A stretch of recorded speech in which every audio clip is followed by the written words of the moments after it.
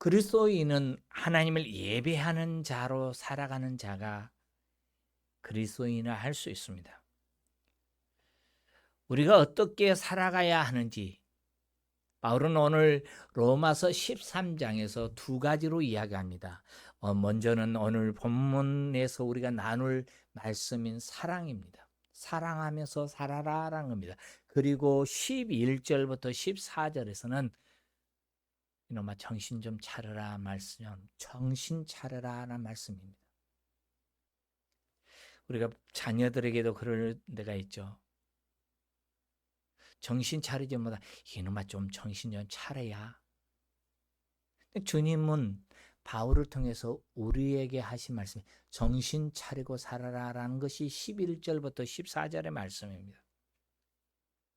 우리가 로마서 12장에서 12장 20절 21절에 원수가 주르거든 먹이고 목마르거든 마시게 하라. 그리하면 네가 숯불을 그 위에 쌓는 것과 같다. 악에게 지지 말고 선으로 악을 이겨라라고 이야기했습니다. 그리고 나서 13장에 와서 권위에 대해서 이야기했고 권위에 대해서 어떻게 행할 건가에 대해서 우리가 가르쳐준 것을 말씀을 나누었습니다. 근데 오늘 8절에 보니까 피차 사랑의 빛 외에는 아무에게도 아무 빛도 지지 말라라고 했습니다. 그리고 남을 사랑한 것이 율법의 완성이라고 이야기했습니다. 바울은 로마서 12장 3절부터 13절 안에서 교회 안에서 그리스도인들이 그리스도의 공동체인 교회 안에서 어떻게 살 건가를 이야기했다면 오늘 8절로 13절에서는 이웃과의 관계입니다. 그러니까 그리스도인은 교회 안에서만 교회의 구성으로서 성도로서 사는 그 삶이 아니라 세상에 나가서도 세상 가운데서도 세상 사람들 안에도 사랑을 드러내는 그리스도인이 되라라는 겁니다. 그리스도인의 삶을 살아라. 가장 중점이 뭡니까? 사랑입니다. 우리는 말씀을 늘 듣습니다. 그리고 말씀의 홍수 가운데 산다 해도 과언은 아닙니다. 그런데 우리가 말씀을 듣는 것이 중요한 것이 아니라 말씀을 들었으면 실천하는 것이 너무나 중요합니다. 사랑의 말씀은 너무나 많이 듣습니다. 근데 문제는 뭡니까? 사랑을 실행하지 않는 것이 문제다라는 겁니다. 말씀을 준비하면서 이런 예화를 하나 본 적이 있습니다. 미국에서 있었던 일입니다. 상담학을 하고 있는 목사님에게 어떤 분이 찾아와서 남편과 충격적으로 가장 큰 상처를 주고 이별을 하고 싶습니다. 이혼을 하고 싶습니다. 어떻게 하면 될까요? 라고 질문을 던졌습니다. 이때 목사님이 고민하면서 답을 하기를 그래요. 답이 있는데 그러면 지금부터 남편을 향해서 가짜라도 진짜 사랑을 느끼게 해주십시오. 최선을 다해서 가짜로라도 진짜 아니고 가짜라도 사랑을 느끼게 해주세요. 밥을 하면서도 살아가는 삶 속에서 진짜 사랑하게 해주세요. 그리고 진짜 최고의 사랑을 느끼게 됐을 때 그때 통보하십시오. 이별을. 이 부인이 돌아갔습니다. 두어 달이 지나도 아무 소식이 없습니다. 목사님이 그 자매에게 전화를 했습니다. 어쩌십니까? 이혼하시겠죠? 이혼 통보하셨습니까? 라고 물었습니다. 그랬더니 그분이 하는 말이 무슨 말이냐고. 내가 언제 이혼할 거냐고. 왜 이혼해야 하냐고. 가짜로 사랑하기 시작했습니다. 가짜로 사랑을 나누기 시작했습니다. 실행했습니다. 그런데 사랑하면서 보니까 바뀌더라는 거예요. 마음이 바뀌고 생각이 바뀌고 삶의 태도가 바뀌고 그 사람을 바라보는 그 모든 것 그렇게 미웠고 원수 같은 사람이 진짜 귀한 사람으로 바뀌었더라는 겁니다. 사랑, 바울은 고린도전서 13장에서 우리에게 사랑에 대해서 이야기합니다. 사랑은 오래 참고 사랑은 온유하며 사랑은 투기하지 아니하며, 너무나 우리가 정말 잘 알고 있습니다. 그러면서 천사의 말을 한다 할지라도 사랑이 없으면 아무 소용이 없다라는 겁니다. 무엇을 이야기합니까? 사랑은 실행에 옮기라라는 겁니다. 실천하라라는 겁니다. 말만이 아니라, 입의 고백만이 아니라 행동에 옮겨라. 이게 사랑이다라는 겁니다. 오늘 본문에서 율법과 사랑에 대해서 이야기합니다. 8절 중하반절에 보면 남을 사랑한 자는 율법을 다 이루었다 했습니다. 그리고 9절에서 보면 내 이웃을 내 몸같이 사랑하라 하신 말씀 가운데 다 들어있느니라 했습니다. 마지막 10절에서 결말적으로 우리에게 충격을 주는 말씀이 하나 무엇입니까? 그러므로 사랑은 율법의 완성이라 했습니다. 사랑하는 귀한 성도 여러분, 우리가 먼저 생각해 보십시다. 왜 율법이 주어졌습니까? 율법은 하나님이 우리를 억압하고 우리를 짓누르게 하기 위해서 너희는 할 수 없어 라는 것을 심어주기 위해서 율법을 주셨습니까? 아닙니다. 율법은 하나님의 자녀인 우리에게 하나님의 자녀답게 살아라 라는 말씀입니다. 율법의 핵심이 뭡니까? 십계명입니다. 십계명을 예수님께서 뭐라고 이야기했습니까? 예수님은 십계명에 대해서 두 가지로 이야기합니다. 첫째는 하나님을 사랑하는 것이고, 둘째는 내 이웃을 내 몸처럼 사랑하나라는 겁니다. 그 안에 다 10가지 계명이 담겨 있다라는 겁니다. 율법의 완성은 사랑을 바탕으로 주었습니다. 그래서 사랑은 율법의 완성이라고 얘기합니다. 그런데요, 사랑에 대해서 이야기하면서 성경은 우리에게 이야기합니다. 말로만 사랑하는 자가 돼서는 아니 된다라는 겁니다. 혀로만 사랑해서는 아니 된다는 것입니다. 행함이 있어야 한다는 겁니다. 왜냐하면 행함 없는 사랑은 행함 없는 믿음이 죽은 것처럼 행함 없는 사랑도 거짓이라고 이야기합니다. 입술로만 너 사랑해, 당신 사랑해라고 고백하는 아무런 큰 아름다운 고백이라 할지라도 행함이 없다면, 실행하는 것이 없다면 그것은 거짓 사랑이라는 겁니다. 그렇죠. 아내가 남편으로부터 여보 진짜 사랑해 그 말 듣는 것보다 신기한 것이 뭡니까? 남편이 피곤하고 수고스러워도 아내를 위해서 조그마한 행동을 보일 때 진짜 그 사랑을 느끼게 됩니다. 남편도 마찬가지죠. 밖에 나가서 열심히 일을 하고 집에 돌아왔는데 집에 있는 아내가 정말로 여보 왔어 하고 들어누워서 얼굴에 언제 세수했는지도 모르고 머리는 산발돼 가지고 있으면서 왔어 하는 것보다요, 그래도 단정한 모습을 가지고 오늘 또 일터에서 수고하고 돌아온 남편을 향해서 사랑의 고백을 하고 안아줄 때 그 남편이 더 힘을 얻는 것입니다. 주님을 사랑하는 예배하는 믿음의 성도 여러분, 기도하며 말씀을 읽고 교제를 나누며 그것을 구체적으로 실행에 옮기는 것이 무엇입니까? 이웃을 향해서는 사랑입니다.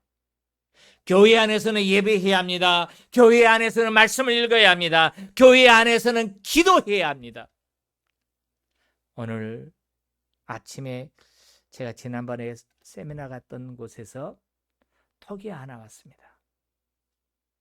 40년 전에 우리 한국 교회에 정말 유명했던 목사님, 박윤선 목사님이라는 분이 계신데, 이분이 했던 기도의 내용, 기도에 대해서 외침, 너무나 귀한 외침이 음성 파일로 왔더라고요. 들어봤습니다.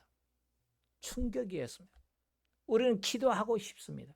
그런데 육신을 입고 있는데 이 육신이 우리를 기도하지 못하게 할 때가 너무나 많다는 겁니다.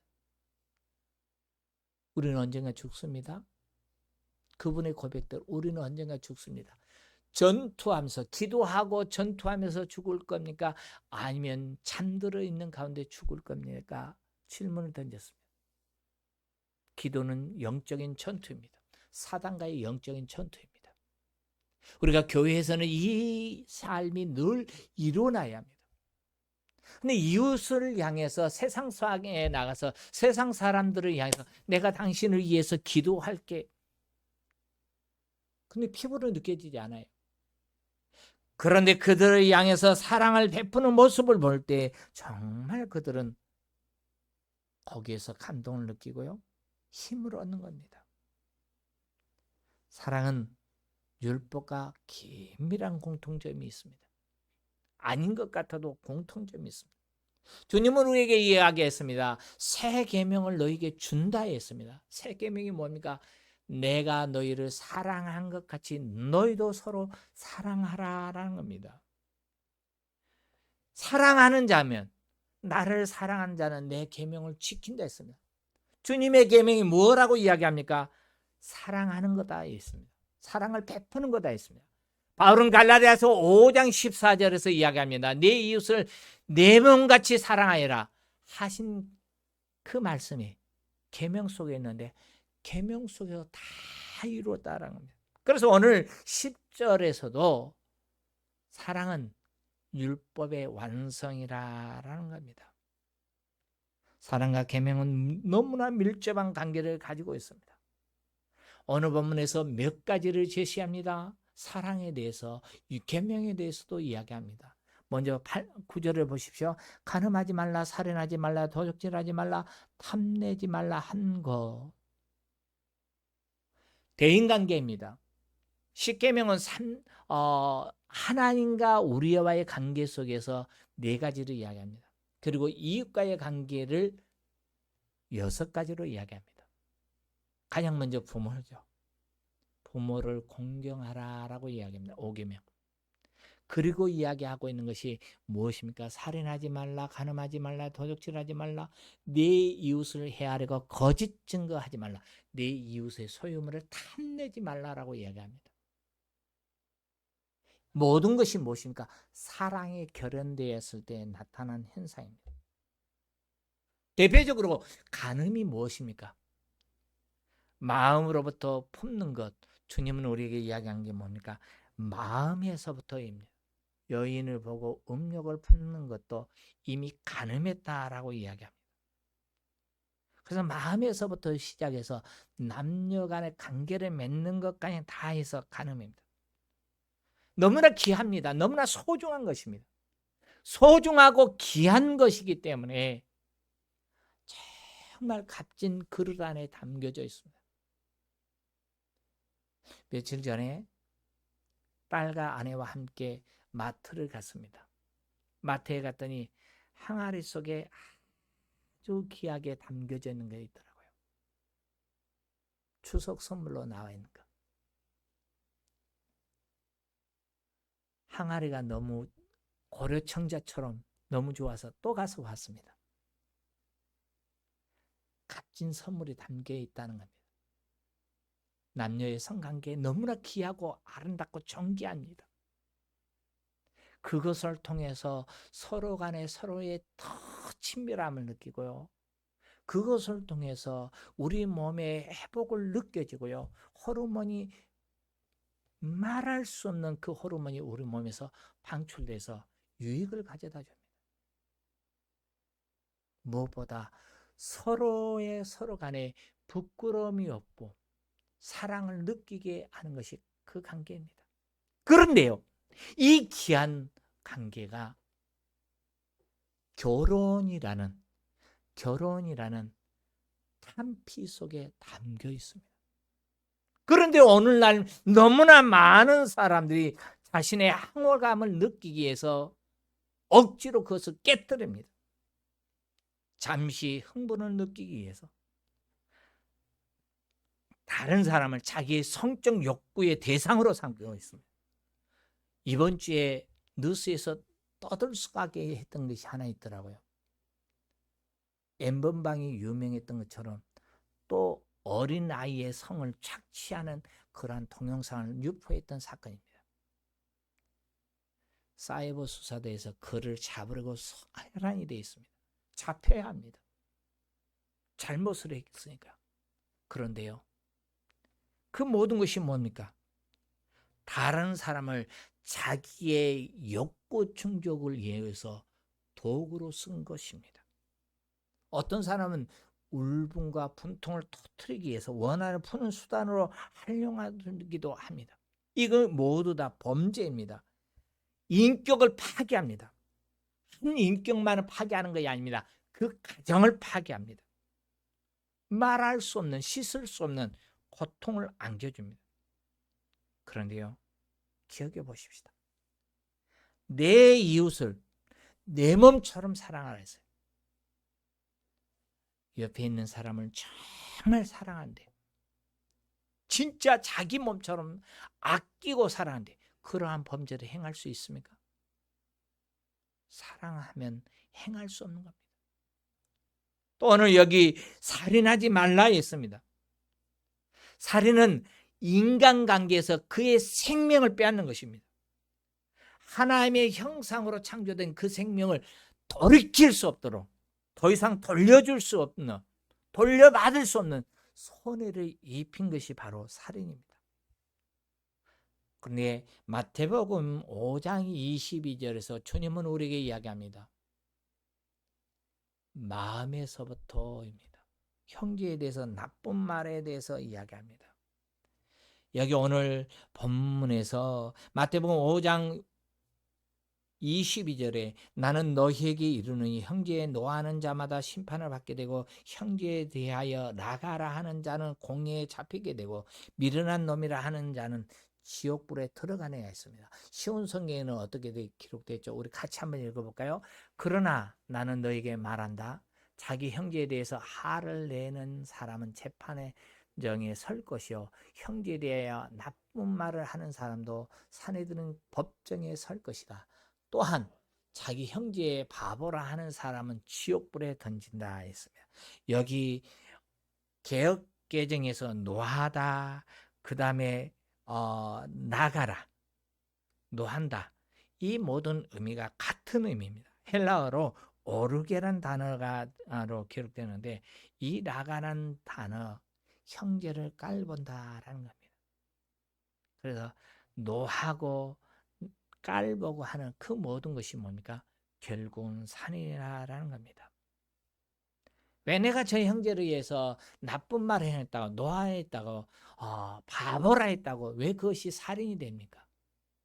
오늘날 우리 인터넷 시대에 살고 있습니다. 그런데 인터넷 시대에 살면서 나타나는 것이 우리가 충격으로 다가오는 것 중에 하나가 뭡니까? 댓글입니다. 댓글은 원래 위로하고 용기 주고 소망을 주기 위해서 기록하고 붙이는 것 아닙니까? 좀 부족해도 그를 위로해주고 소망 주고 용기 주기 위해서 기록해야겠죠. 그런데 댓글 가운데 비방한 글이 너무나 많이 나타날 때가 있습니다. 그것 때문에, 그 댓글 때문에 우리 주변에 연예인이었던 사람, 유명했던 사람들이 이기지 못하고 희망을 끌어버리고 스스로 자포자기하는 경우가 많습니다. 물론 자살하는 것은 하나님이 창조한 생명을 끊어버린 행위입니다. 그래서 거기에 대한 심판은 그 사람이 받아야 합니다. 그런데요, 혹이라도 댓글로 인하여 그 사람들이 씻을 수 없게 해줬고 용기를 끊어버렸고 힘을 잃어버렸고 그를 죽음으로 몰고 갔다면 그것 또한 살인 아닙니까? 그래서 성경은 우리에게 이야기하기를 그것이 바로 살인이라. 세상 사람들은 그럴지 몰라요. 세상 사람들은 그럴 수 있어요.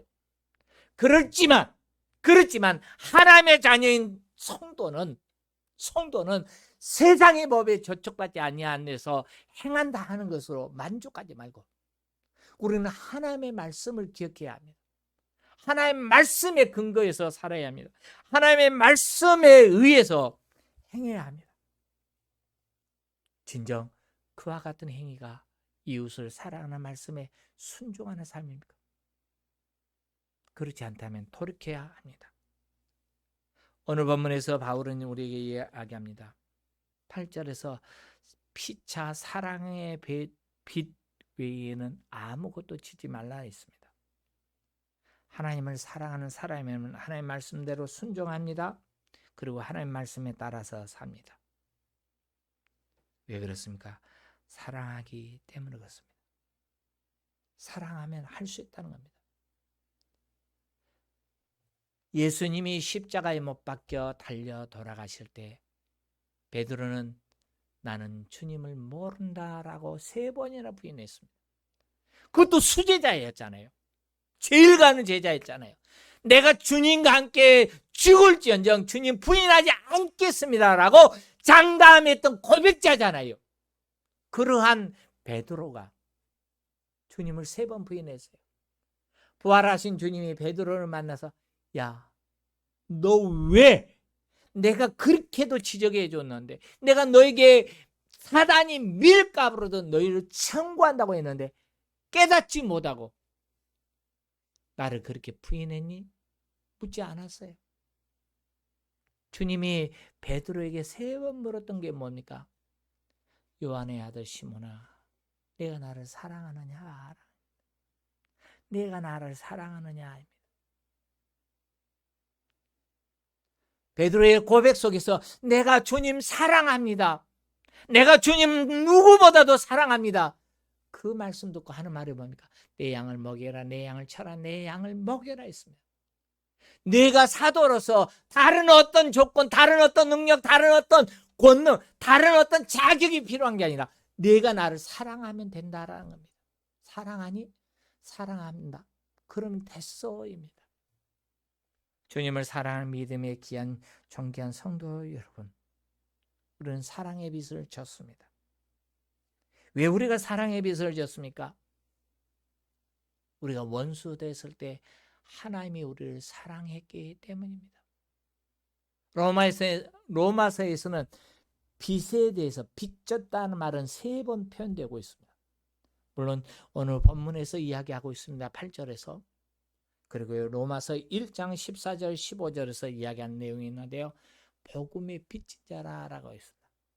바울은 그것을 복음의 빚을 갚기 위해서 내가 너희에게 복음을 전한다라고 얘기합니다. 또 두 번째는 로마서 8장 12절로 14절에 가서 보면 이야기한대요. 여기 로마서 8장 12절로 14절에서 육신에 져서 우리가 빚진 자로 돼 육신에 져서 육신대로 살 것이 아니라 그것은 성령을 따라 살면 갚는다라고 이야기합니다. 오늘 보면 사랑의 빚을 졌다라고 이야기합니다. 사랑의 빚을 졌다 이 말씀에는 우리가 갚아야 한다. 바울은 로마서 12장 10절에서 형제를 사랑하며 서로 우애하라라고 이해했습니다. 그리고 존경하기를 먼저 힘쓰라 했습니다. 사랑하면 된다라는 겁니다. 그리스도인들은 그리스도의 말씀으로 살아갑니다. 하나님의 말씀으로 사는입니다. 사랑은 그 대상이 행복해 하기 때문에 나타내는 것이 바로 사랑입니다. 사랑은 사랑하는 사람이 행복해 하는 것을 깨뜨리지 않기를 원하는 것이 사랑입니다. 여러분 자녀들에게 옷을 한 벌 사준다고 생각해 보시죠. 어떤 느낌이 됩니까? 그 아이가 진짜 행복해 합니다. 제가 어렸을 때는 새 옷 입을 때가 언제냐면 명절 때입니다. 명절 때가 기대돼요. 설 때가 기대되고요. 또 우리 얼마 있지 않으면 찾아오는 추석 때가 기대가 돼요. 왜요? 그때 새 옷 입잖아요. 그런데 여러분 자녀에게 귀한 것 하나 사줘 보세요. 그 아이가 그로 말미암아 얼마나 만족해하고 행복해 느낍니까? 그래서 더 주고 싶잖아요. 왜요? 사랑하니까. 아내를 사랑하니까 아내에게 작은 것 선물 하나 했더니 아내가 그 행복을 느낀 것을 보고 좋아가지고 또 해주고 싶잖아요. 밥을 해서 맛있게 밥을 해서 남편에게 차려줬는데 남편이 그것을 먹으면서 만족감을 느끼고 행복한 것을 볼 때 또 해주고 싶잖아요. 있는 정성 없는 정성 다 해서 쏟아부어서 힘껏 해서 요리해 줬는데 남편이 하는 말이, 에이, 이것도 밥이라고 했어? 이것도 요리라고 했어? 핀잔을 줘보세요. 그 다음에 뭐나 하죠? 먹지 마! 그렇지 않나요? 우리 자매된 성도님들 그렇지 않나요? 남편이 먹으면서 좀 짜고 뭐 해도 맛있다 하면 더 해주고 싶어요. 그런데 남편이 먹으면서 하는 말이, 이것도 요리라고 해서 너무 짜잖아. 해주고 싶나요? 안 하고 싶어요. 사랑이 뭡니까? 내가 사랑하는 사람을 행복함을 느끼게 하는 것이 사랑입니다. 근데 사랑의 빛 외에는 치지 말라 했으며, 빚을 졌다는 것이 뭡니까? 마음의 부담이 됩니다. 갚아야 하는데, 갚아줘야 하는데, 꿈속에서라도 저 빚 갚아야 하는데 느껴지지 않습니까? 우리는 하나님 앞에 사랑에 받은 자입니다. 아니, 하나님 앞에서뿐만 아니라 우리는 이웃을 향해서도 사랑의 빚을 지고 있습니다. 세상에서 톡불장군은 없습니다. 홀로 선 사람 없습니다. 우리는 이 땅에 태어나면서부터 이 땅을 떠나는 날까지 사랑의 빚을 지고 떠납니다. 이 땅에 올 때는 부모에게 사랑의 빚을 지고 왔죠. 이 땅을 떠나갈 때는 뭡니까? 주변 사람들에게 혹은 자녀들에게 사랑의 빚을 지고 떠나죠. 영혼이 떠난 육신 어떻게 처리됩니까? 누군가에 의해서 처리해야 합니다. 그대로 머물 수는 없습니다. 그것 자녀이니까 당연히 할 거다. 의무감 때문에 해줘야지. 그렇게 생각하십니까? 자녀들의 사랑을 잊고 가는 것입니다. 그리스도인은 예수 믿는 사람입니다. 예수 믿는 사람은 기억해야 할 것이 예수님의 사랑을 드러내는 사람이 예수 믿는 사람입니다. 우리는 하나님으로부터 사랑을 받았습니다. 예수님으로부터 사랑을 받았습니다.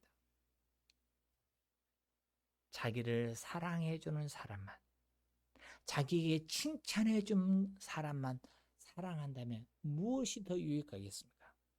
누가복음 6장 32절에서는 우리에게 이렇게 가르쳐 줍니다. 같이 읽어볼까요? 너희가 만일 너희를 사랑하는 자만 사랑한다면 칭찬받을 것이 무엇이냐? 죄인들도 자기를 사랑해주는 사람을 사랑한다. 이거 개역개정으로 이렇게 기록됐습니다. 너희가 만일 너희를 사랑하는 자만을 사랑한다면 칭찬받을 것이 무엇이냐? 죄인들도 사랑하는 자는 사랑하느니라. 어렵지 않다라는 겁니다. 분명하게 기억하고 행하십시다. 우리는 아무에게든지 누구에게든지 생각이 비슷한 사람만이 아니라 마태복음 5장 44절에서 말씀한 것처럼 우리의 원수까지라도 사랑하라 했습니다. 존귀한 믿음의 성도 여러분, 원수까지 사랑하라, 이 말은 주님이 실현하신 말씀입니까? 할 수 없는 것을 우리에게 요구한 것입니까? 우리 주님이 먼저 하셨습니다. 누가복음 23장 34절에 가서 보면 아버지께 말씀하셨습니다. 아버지여, 저 사람들을 용서하여 주옵소서. 저들은 자기들이 하는 일, 저들이 누구입니까? 사내들은 공예입니다. 권위자들입니다. 그들은 지금 예수를 죽이는 사람입니다. 예수를 죽이는, 저들이 하는 일이 뭡니까? 나를 죽이는 일. 그거 알지 못합니다. 그래서 행합니다. 저들이 알지 못하고 행하기에 저들을 용서해 주세요. 이 고백은 믿음의 사람, 성령의 사람 스데반이 죽으면서 했던 고백입니다. 귀한 성도 여러분, 그래서 우리는 사랑해야 합니다. 주님처럼. 그런데요, 이 사랑은요, 이 사랑은 우리가 할 수 있는 게 아니라 성령의 능력을 덧입을 때 해요. 예수님이 했던 그 기도는 또 누가 했습니까? 성령 충만한 스데반이 했어요. 왜요? 성령의 능력을 덧입으니까 할 수 있었어요. 성령의 능력을 덧입으니까 자기를 죽이는 사람들이 가장 불쌍한 자들이었어요. 지금 돌에 맞아 죽은 자기가 불쌍한 자가 아니라요, 자기를 돌을 들어서 쳐 죽이고 있는 그들이 가장 불쌍했어요. 왜 그렇습니까? 성령 충만했던 스데반이 무엇을 보았습니까? 하나님의 나라를 본 겁니다. 존귀한 믿음의 성도 여러분, 우리도 그 하나님의 나라를 바라보고 경험할 수 있기를 주의 이름으로 축원합니다. 그 귀한 것을 보니까, 그 값진 것을 보니까 지금 이게 뭡니까? 어리석어 보이더라는 겁니다. 그러므로 저와 여러분은 하나님을 사랑한 자입니다. 그래서 예배하면서 하나님 앞에 예배자로서 살아야 하는데, 교회에서 예배할 때는 기도하고 말씀 읽고 성경 읽고 이게 중점이어야 돼. 집중해야 합니다. 누구보다도 기도해야 합니다. 누구보다도 말씀 속에 들어가야 합니다. 누구보다도 하나님 앞에 설 수 있어야 합니다. 이것만이 예배가 아닙니다. 우리는 세상 사람들 가운데 나가서 예배자의 삶을 살아야 합니다. 그것이 거룩한 산제사입니다. 하나님의 기뻐 받으시는 영적 예배입니다. 그게 뭡니까? 말씀을 따라서 성령의 힘입고 사랑을 하는 겁니다. 말씀을 정리합니다. 귀한 성도 여러분, 여러분의 관심사가 어디입니까? 지금 여러분 가운데 가장 관심사가 무엇입니까? 어떻게 하면 돈 좀 벌까? 어떻게 하면 더 나은 삶을 살아갈까? 어떻게 하면 더 좋은 집에 살 수 있을까? 거기에 최대 관심사입니까? 귀한 성도 여러분, 우리 다시 마십시다. 우리 다시 한번 기억해 보십시다. 그리고 서십시다. 내가 어떻게 하면 하나님 말씀 가운데 들어가 말씀대로 살고 나를 통해서 하나님의 영광 받으실 수 있도록, 우리 주 여호와 하나님의 영광 받으실 수 있도록 입술의 고백이 아니라 하나님의 영광을 드러내는 삶을 살 수 있을까 고민하며 살아가고 실천하는 거룩한 증인들이 되시기를 주의 이름으로 축원합니다.